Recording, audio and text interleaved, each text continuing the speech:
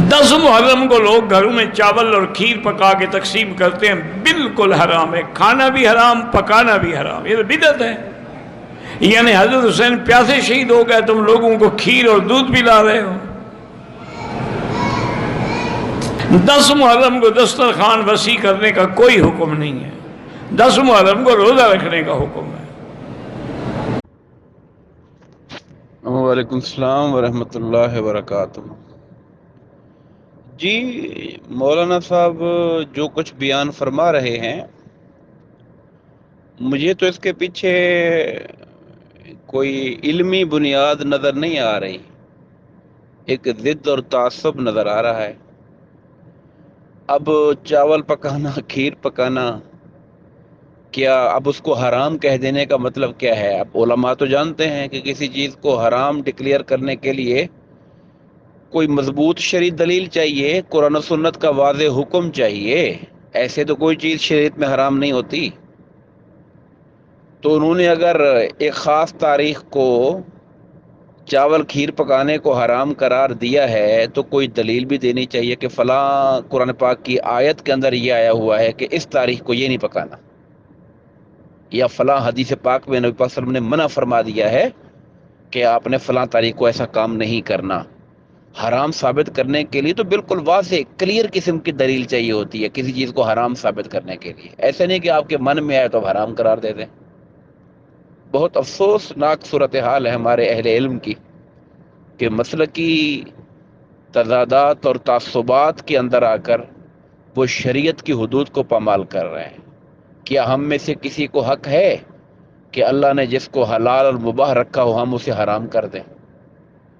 حرام تو دور کی بات ہے، ہم کسی چیز کو مکروہ تنزیہی اپنی طرف سے نہیں کہہ سکتے جب تک نبی پاک صلی اللہ علیہ وسلم کے عمل سے اور آپ کے ارشادات سے کوئی بات نہیں ملے گی۔ تو سب سے پہلی بات تو یہی ہے کہ جب کوئی بندہ ایسی بات کرتا ہے اور اس طرح شدت کے ساتھ اس کو حرام حروم قرار دیتا ہے تو اسے پوچھنا چاہیے کہ کیا حرام آپ کی اور میرے کہنے سے ہو جاتا ہے یا اللہ اور اس کے رسول کے کہنے سے ہوتا ہے صلی اللہ علیہ وسلم؟ یقیناً اللہ رسول کے کہنے سے ہوگا۔ امت ساری مل کے کسی چیز کو حرام نہیں کر سکتی، نہ کسی حرام کو حلال کر سکتی ہے، تو پھر ان سے پوچھنا تو چاہیے نا۔ یہ تو ان سے پوچھنے والی بات ہے کہ کیا کوئی ایسی آیت ہے جس میں اللہ نے فلاں دن فلاں چیز پکانے کو منع کیا ہوا ہے یا حضور نے منع فرمایا ہے؟ میں نے عرض کیا کہ یہ تعصبات ہیں مسلک کی نوعیت کے، اللہ تعالیٰ ان سے اپنی امان عطا فرمائے۔ تو باقی جس طرح یہ حرام نہیں ہے اسی طرح یہ فرض بھی نہیں ہے۔ یعنی ہم نے کبھی نہیں کہا کہ جی ضروری پکانا ہے یا کوئی ہر مسلمان پکا رہا ہے۔ آپ کوئی 10 گھروں کا سروے کریں، کیا سارے 10 والے پکا رہے ہوتے؟ ایک محلے کا سروے کریں، ایسا نہیں ہے۔ ایک ایصال ثواب کی کیفیت ہے، جو بھی جس کا دل چاہتا ہے۔ میں نے کبھی نہیں کسی عالم کو سنا کہ جو جمعہ میں بیان کر رہا ہو کہ جناب 10 محرم آ گئی ہے، کھیر ضرور پکانی ہے، چاول ضرور پکانے، ایسا کبھی کوئی بیان زندگی میں نہ ہم نے کیا ہے نہ ہم نے کبھی سنا ہے۔ تو کیسے مطلب کہہ دیا کہ ایک چیز کو یہ انہوں نے اس کو بدعت بنا دی؟ بدعت تو تب ہو کہ ایک کام دین میں نہ ہو اور ہم کہیں یہ ضرور کرنا ہے۔ تو یہ حرام تو ویسے نہیں ہے، حرام کی دلیل ہی کوئی نہیں ہے، مباح ہے۔ ہم نے کب اس کو کہا ہے کہ یہ لازم اور فرض ہے کہ آپ کہیں کہ بدعت ہے؟ تو نہ یہ حرام ہے نہ یہ بدعت ہے۔ میری جو طالب علمانہ ایک تحقیق ہے وہ یہی ہے۔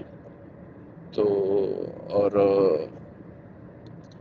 باقی روزہ رکھنے والی بات وہ بالکل ٹھیک ہے، حدیث پاک سے ثابت ہے روزہ رکھنا چاہیے، مگر روزے رکھنے کے حکم کا یہ مطلب نہیں ہے کسی اور کو بھی کچھ نہ کھلائیں، کسی رشتہ دار کو بھی نہ بھیجیں، کسی دوست کو بھی کچھ نہ کھلائیں۔